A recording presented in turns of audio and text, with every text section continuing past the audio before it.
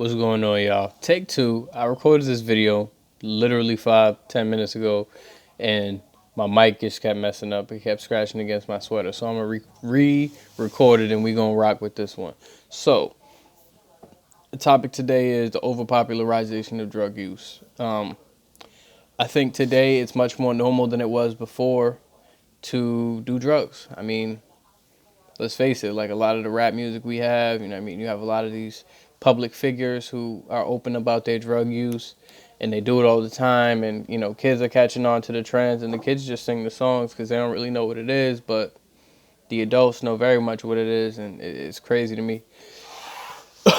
The motivation for doing this video is not only just the passing of Mac Miller and the untimely passing of Mac Miller, rather, it's also the fact that we don't talk about why it is that, we popularize these things, or we talk about them so much, and we have them in the music, and we listen to the music.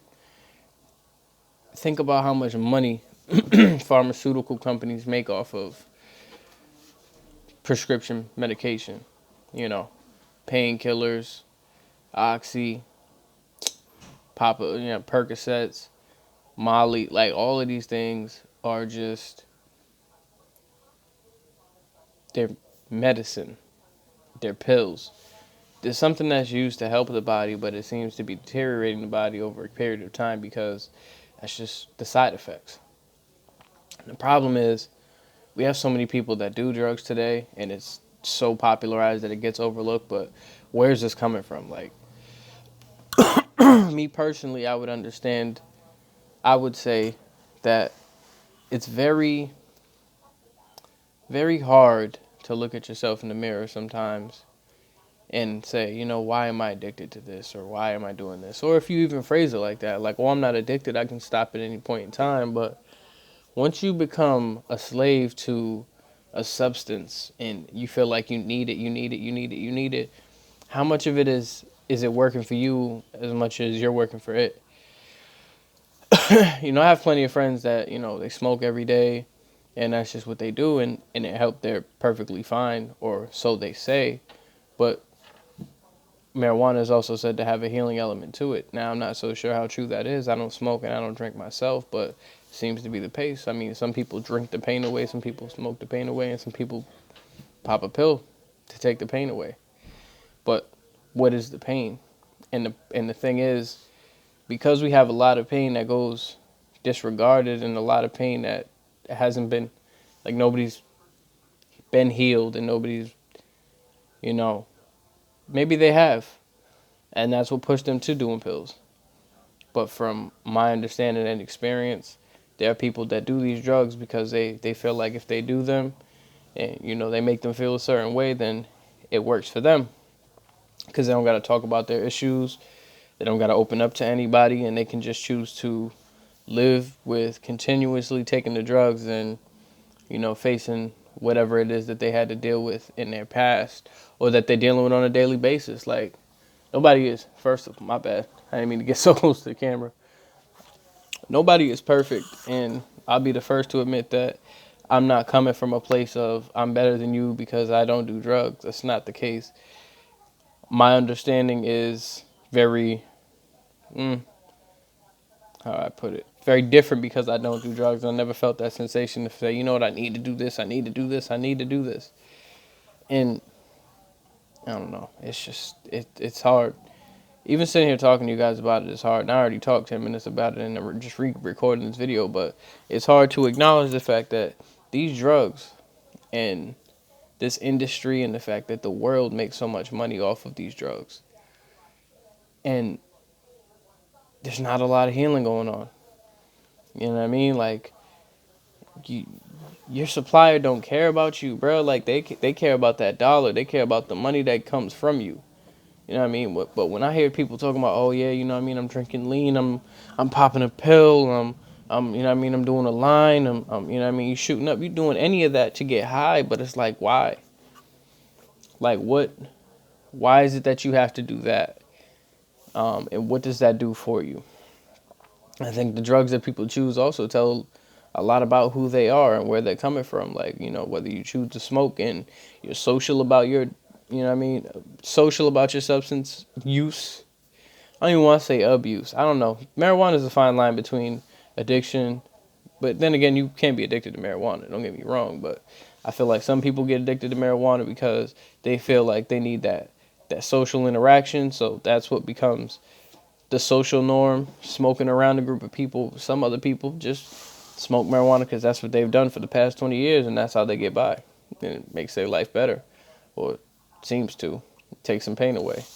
Some people use alcohol and they drink the pain away and they forget about things, and that can have adverse effects on your health as well. I don't know, man. This conversation of drugs and what they do to people is crazy for me, but I think that the most terrible part is we popularize it too damn much, and it's been popularized to the point where we overlook everything that comes with it.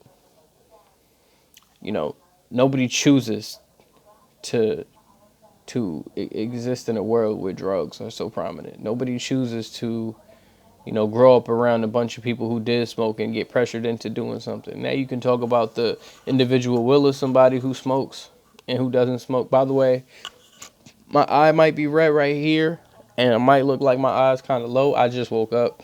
I'm not high. I'm just just in case there's any confusion. I'm not high. My eyes is just abnormally red, and I rub them a lot.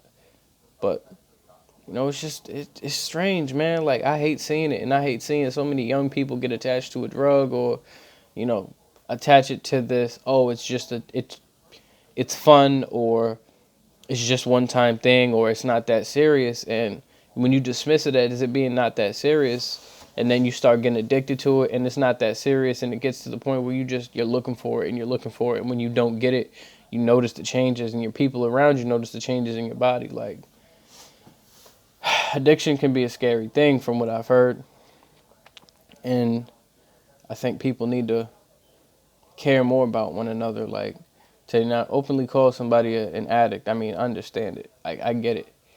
We all judge everybody. We all judge people, regardless if we choose to accept it or not. But it's a matter of what we do with those judgments and how we frame those judgments. If I judge you based off your drug use, am I judging you because I don't care about you? Or am I judging you because I expect more from you? Or because it's like, who else is in your life that's going to steer you in the other direction of these things? But I mean, I don't be trying to down nobody. I be trying to wish the best for everybody. And I know that sounds corny, and I know that sounds PC, but that's just what it is, man. And I think because we so worried about, oh, well, they addicted and they addict and they strung out on pills and they strung out on like alcohol, whatever, like,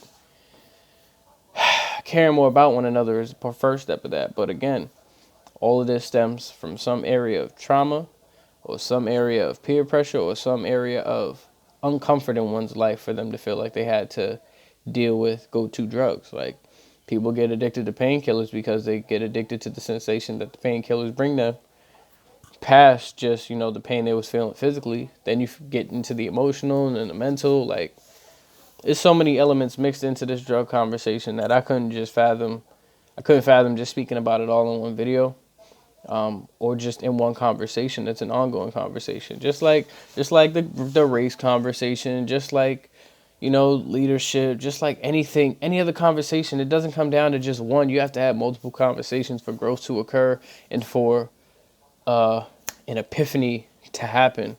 And it takes just one individual. It takes more than just one individual. One individual can plant the seed, but if that seed is planted, then they don't know that it's growing. Then how many more seeds are going to be planted before they just stop because they think they ain't planting anything. So, yeah, just be very wary of what you choose to do as an adult, as a young individual, as an emerging adolescent. Like, be careful what you choose to your body, what you choose to do to your body. Be careful what goes into the bodies of the people around you, and just be careful of the vibe that you're portraying. The music can be catchy, but let's not forget that these things aren't just normal. Like, popping a perk and popping a molly and all of that is not normal. So let's remember that there's something that's behind those lyrics, more than just this is a turn up song, or this is just popular. Like, seek a deeper meaning, which is corny, but yeah. Y'all have a good one. Stay safe.